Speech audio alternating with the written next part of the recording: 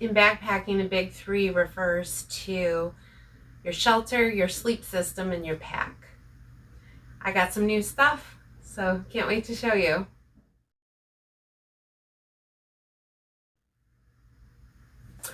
I splurged and got a new quilt. This is the Helium Quilt by Cedar Ridge Outdoors. It's a 0 degree.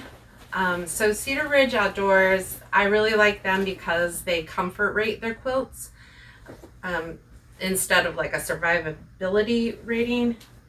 So this is new. They just started making the helium quilts either I think this fall or early on in the winter.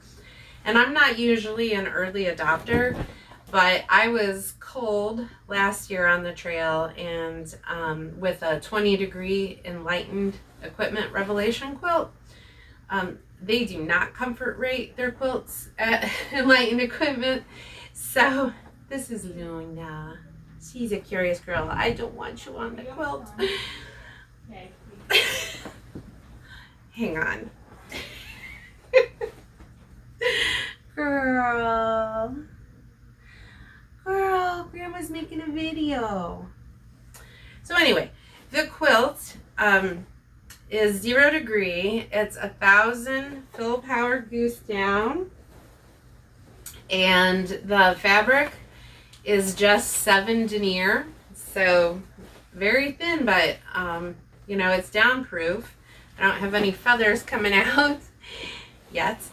And it's smooth, it's soft, it's delightful, and I think I'm going to be warm enough this year. So it's a 0 degree, and it weighs just 21.7 ounces, which is 2.5 ounces lighter than my 20 degree EE quilt. So I'm thrilled. So I have a warmer quilt for less weight than last year on my first through hike attempt. Oh, and this is really cool. So this has a foot box that snaps up. I like that kind instead of a sewn foot box because I like to lay it out and use it as a blanket. So this pouch is a waterproof pouch, and it's made to put your water filter in so you can sleep with it, and your water filter doesn't freeze, but it doesn't get your bag wet. I'm leaving in April. I don't think I'm going to see below freezing temperatures until possibly the end of my hike.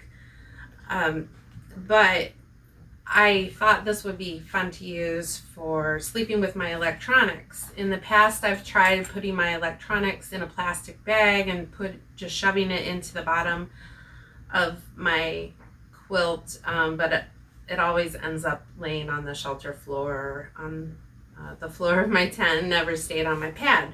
So this snaps into the snaps on the quilt, so it's going to hold it in place. It'll kind of just be in between my feet. So I'm pretty excited to give that a try. And then for my, I didn't bring my sleeping pad up here. It's down in the basement. But I use the Thermarest X Therm. It has a high R value. Mine was the wide, extra long, and then I cut it down. And you know, you can cut them and use an iron and reseal them. So that weighs 15 ounces. And then I also got a new tent. So in the past, I've always used double wall tents, but I wanted to save weight. So I broke down finally and got the Zpacks Duplex. It's a Dyneema tent, so it's waterproof. I'm sure you've heard about it a lot, so I won't spend a lot of time going over any specs or anything. It's a 2-person tent, it's a trekking pole tent, it's single wall, so I am definitely going to have to learn to deal with condensation. I know to keep the tent ventilated as much as possible, and you know, not set up next to water and things like that. I'll also, you know, carry something for wiping down condensation, but it's 19 ounces. So I'm thrilled to have a lighter tent. I stuck with the same pack that I carried last year. This is the Osprey Asia. I do take the brain off of it because it's plenty big. It's like a 58 liter. And I've never had a problem, you know, with overfilling my pack. Let's see, with the brain off, it weighs 38.5 ounces. I like it. I love the back on it, this trampoline type back. It keeps the pack off of your back so there's some airflow and lets sweat evaporate. That's probably my favorite feature of the pack. So in grand total, my big 3 is 5.8 pounds, so almost 6 pounds.